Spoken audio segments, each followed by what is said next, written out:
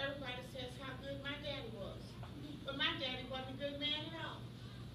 My daddy was born a king, but he was made king, and I know that my mom was a princess. She was the princess of Macau. But my dad loved my brothers more than he loved me. And one day, I was just dreaming. When I grow up, the kind of crown that I was going to wear, the kind of promises that I was going to have, the prestige that I was going to have to go along with being the daughter of a king. But that's not how my life went. My life was just so destroyed. It was so destroyed. One day, I had a brother actually I had two brothers who loved me. But one brother loved me in a different way than the other one. My brother had a brother, Amnon. Amnon, he desired me, he watched me. And one day, Amnon came up with a plan. He and his cousin, Jonabab, they decided, well, he's going to be sick one day.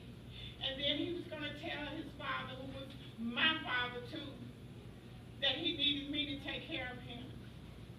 So what happened was, they came up with a plan. He was to be sick. And while he was sick, he didn't want anybody to cook for him but me. He made sure that I made the bread that he wanted, and I had to use my own hands to do it with. Now, mind you, I lived in a harem. In a harem, I had all of my guards around me.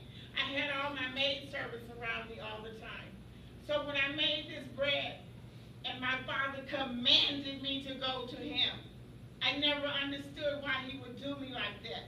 But he made me go to him. And as I went to him, we went into his chambers. No one goes into the chambers of a king's son, except when you be summoned to come there. So I goes into it. My father is nowhere around to make sure that I'm okay. So as I'm inside and I'm giving him the bread that I made with my own bare hands, you know, all of a sudden, he gets upset. He throws everybody out of the room. My guards, his guards, my maid servants, his maid servants. He just threw them all out. And so he called me near to the bed. And he says, can you just feed me? So as I broke the pieces of bread that I had made for him, he reached and he grabbed my hand. And I said, no. And he says, but you must be mine. And I pleaded with him and I begged him, you can't do this thing. There is no law that says that we can do such a thing. But if we ask my father, your father will say yes. But he did not listen. He didn't listen. He called me even closer, and then he threw me down, and he took advantage of me. And I was so hurt. And I said to him, please don't do this thing. Don't do this thing. Yet he chose to do this thing. As he did this thing to me, I could hear the people on the outside of the door, but they were not allowed to come in. This is the chambers of the king's son. No one could come to my rescue. And that's when I found out that it was a very thin line between love and hate. After he finished doing what he was doing, then he tells me to get out. I pleaded with him again. Well, can't we just get married? My father will allow us, your father will allow us to get married. He says, no, get out.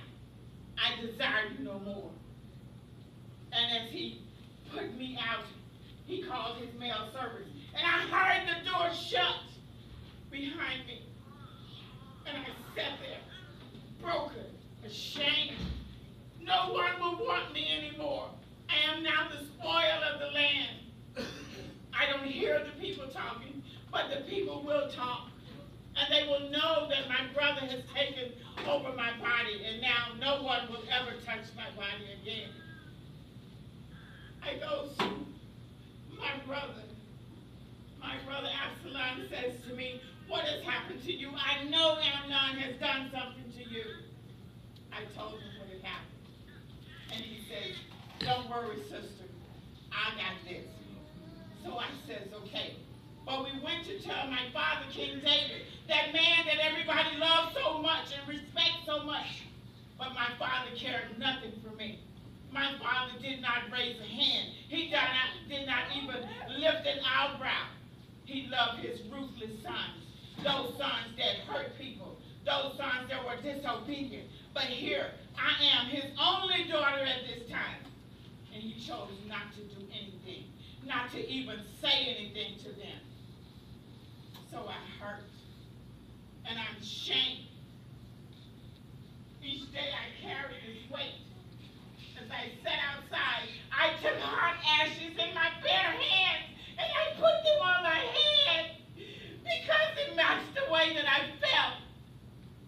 And now I go to my chest, and I look at my crown, and I say to myself, this is the crown that I'll never wear.